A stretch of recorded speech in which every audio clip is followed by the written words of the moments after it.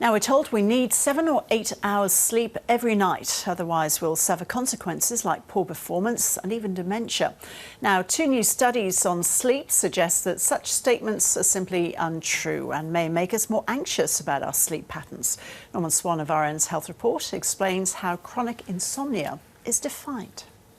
Chronic insomnia is where it's defined as you're finding trouble either getting off to sleep or you're waking up during the night, you feel you're not getting enough sleep, and 3 nights a week for the last 3 months, and it's bothering you.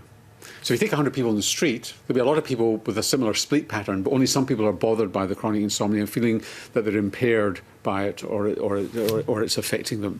So it's really in the eye of the beholder. And I'm not suggesting that somebody's weak or anything like that if they say they've got chronic insomnia, but some people deal with it quite well and it doesn't bother them, and others it does.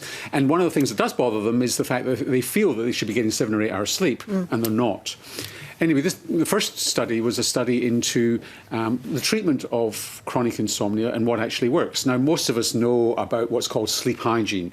Dark bedroom, your bed's only for sleeping and other restricted activities in bed, but not for working, and you don't use your phone at night. You don't use screens. But that's not enough for somebody with chronic insomnia. And there's a treatment called cognitive behavioural therapy for insomnia, CBTI. And they looked at all the evidence in the world for this cognitive behavioural therapy to see whether it worked and was effective. And it's got 4 different elements. One is sleep stimulus control, and that is about the bedroom, about being trained that the bed is really only for sleeping. And if you're not sleeping, get up, but don't watch television. The other is sleep restriction, which is slightly counterintuitive, which is that you don't go to bed early. You go to bed as late as possible so that you're actually tired and go off to sleep quickly, and you set your alarm for the same time every day. And you only extend the time in bed if you're actually getting a good night's sleep. The other is cognitive behavioural therapy, where they readjust your thinking, that not to get worried about the fact that you're not sleeping that well. And the other is relaxation training, which is when you wake up and you think of all the things that you've got to do the next day or all the things that you haven't done. And when you do all 4 of those, what the research showed was that you actually do get an improvement. People get off to sleep, they have less broken sleep during the night, and feel that they don't have insomnia anymore. The really interesting thing is they didn't have any longer sleep. So they weren't in bed any longer sleeping. So purely their attitude towards it. So purely getting off to sleep, having unbroken sleep, helped people feel better about their sleep, but they weren't sleeping any longer and they felt less impaired. So they might have been only getting 4 or 5 hours sleep, but they felt less. So it's not smoke and mirrors, it's just that you were getting a better night's sleep for the same length of time.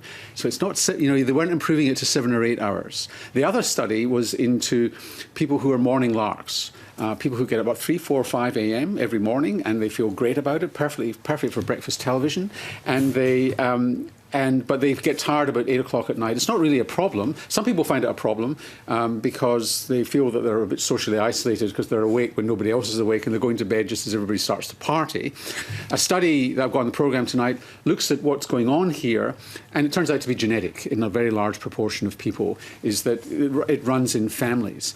The same study looked at people like the Margaret Thatcher, Winston Churchill phenomenon, the people who only sleep 4 or 5 hours a night. Now, the people who say they need 7 hours a night's sleep say that these people who take 4 hours sleep actually cheat and they nap during the day. This study shows that's not true. There's a group of people who really only do need 4 or 5 hours sleep. It's also genetic, and they do very well on it. So the fact of the matter is, 7 or 8 hours might be an average or an ideal, but it's not what you have to have. And this notion that you're going to get dementia if you don't get 7 or 8 hours, that's I think it's just sleep clinics beating up for more customers, to be honest. But anyway, get slapped down for that one. Gosh. So we should just all relax. Just relax. And if you've got chronic insomnia, talk to your doctor about this CBT for insomnia. It does work.